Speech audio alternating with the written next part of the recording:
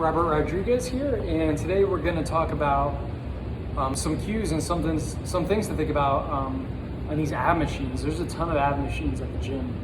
I'm always surprised how you go in the gym, there's like 3 or 4 different versions just of a crunch. So this one specifically here has handles, and you'll find some ones that it's kind of like a bar, you hold it. There'll be some ones here that you hold.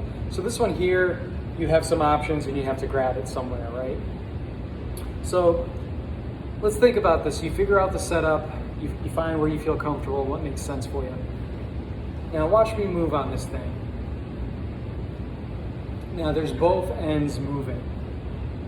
So something to think about is how much am I kind of pulling with my hip muscles, right? And how much am I pulling with my arm muscles? If we end up doing that much with both, that may take away from what we feel here. You may feel it just because the weight is so heavy, you're moving fast, maybe you connect on some level, but once again, we really want to get more out of these guys with skill, right?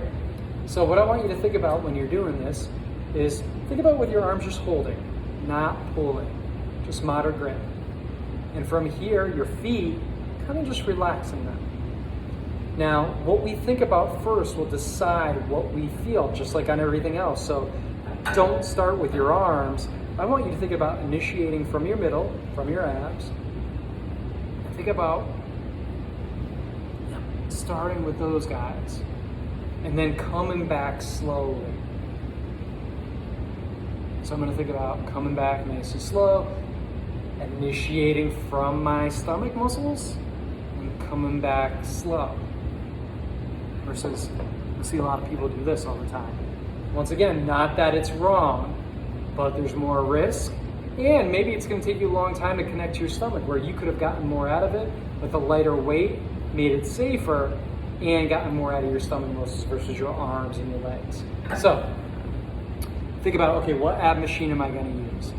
If I have to hold something with my hands, and if my legs are moving, those two things, there's a good chance that you're going to want to use those muscles first. So you really have to get good at kind of staying relaxed there and initiating from here.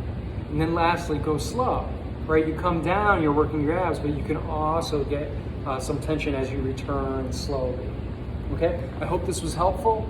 Remember, subscribe to the channel, click on notifications so you know when we made a video. And remember, there's no secret sauce to any of these exercises. It's just understanding the details and then doing them well.